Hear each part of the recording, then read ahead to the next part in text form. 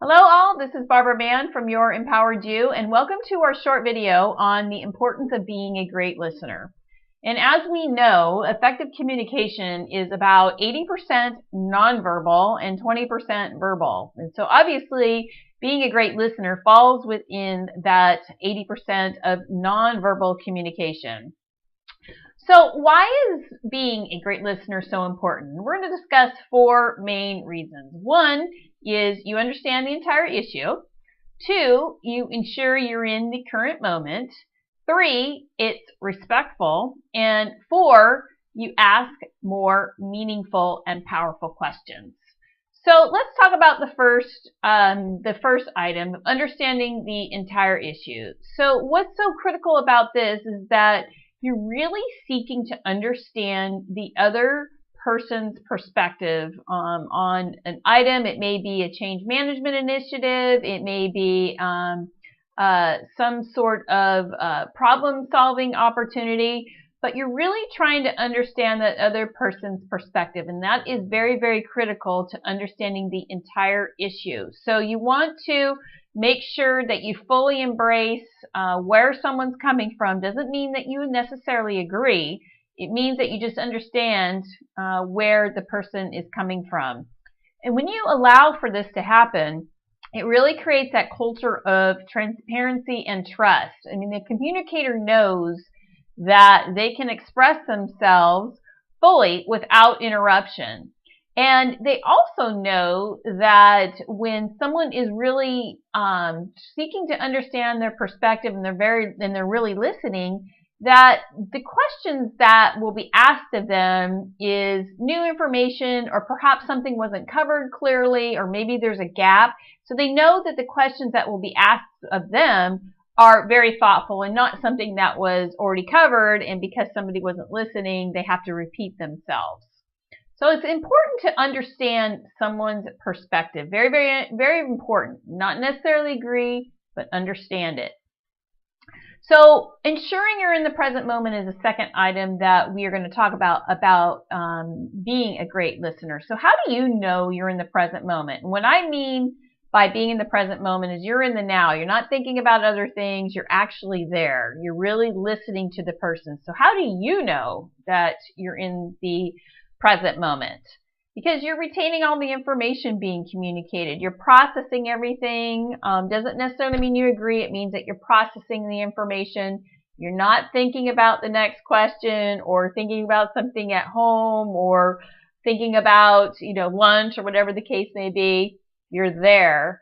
The questions that you may have had, and maybe you had questions popping into your head, but because you're not interrupting, maybe some of those questions have already been answered. So when you're in the present moment, you're really listening, a lot of the questions that you probably had, they're being answered as the presentation's going on.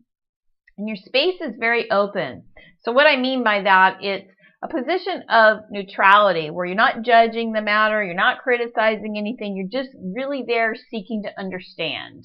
And then obviously you're in the present moment when you're not interrupting the speaker.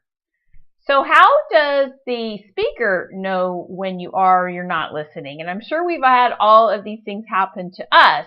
You know by someone's body language if somebody is listening or not. If they're kind of fidgety or they're looking down or their eyes are kind of glassy or they get kind of that excited look because they're thinking about the next question, you know when someone is actually there listening to everything that you say. And sometimes when you're in that situation as the communicator, you sense that someone wants to ask this question, and sometimes you tend to speed up, or sometimes maybe you'll say, let me just get through this and hopefully I've answered your questions. Sometimes, where I've had it, I will sometimes say to the person, are you listening to me? Because you can tell if somebody's mind is way out there, and you certainly don't want someone to ask, hey, are you listening to me? You don't want to be that person, obviously. So it's critical that you understand when you're not listening, and I'm not talking about the obvious things like being on a phone. I'm not talking about that. I'm actually talking about when you don't have your phone, you don't have your computer in front of you, and you're at a meeting. People know when you're not listening.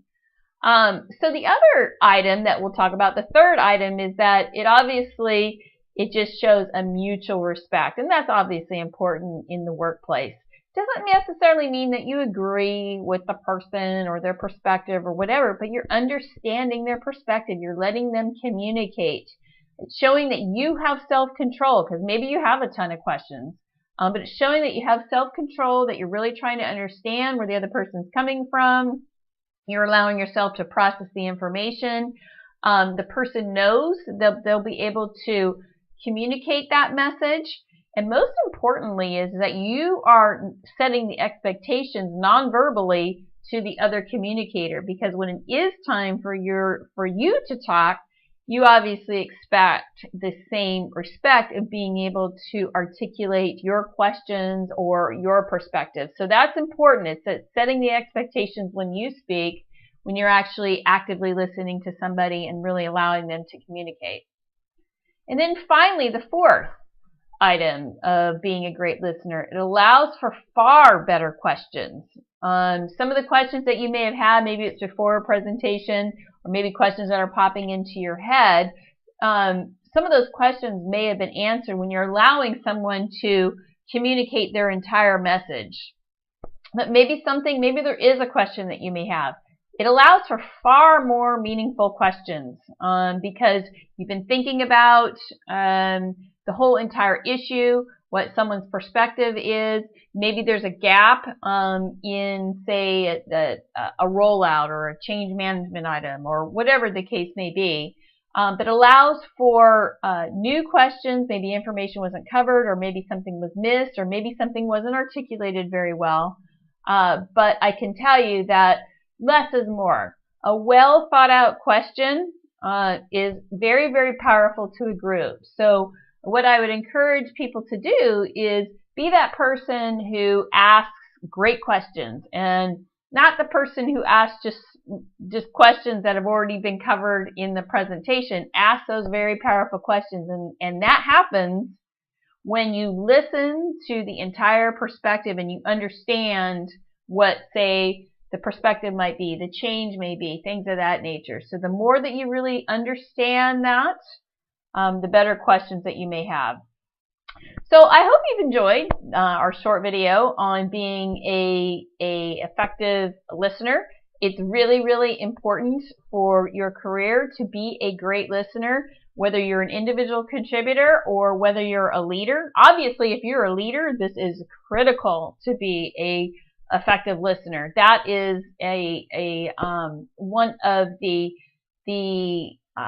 highest priorities as a manager that you need to have, is being a great listener, whether you're listening to your direct reports or whether you're listening to your superiors. Being an effective listener when you're a leader is absolutely critical for success. But as an individual contributor or any employee in any organization, or really in any aspect of life, being a great listener really does help you to gain the full perspective on any issue that may come your way. So I hope you've enjoyed our short video on being a great listener. For additional resources or to schedule a session with me, I'd love to work with you. Please visit my website at www.yourimpoweredyou.com. You can also email me directly at bman, M-A-N-N, at yourimpoweredyou.com, or you can give me a call at 916-633-2555, and I thank you for attending, and I hope you have a fantastic day. Thank you.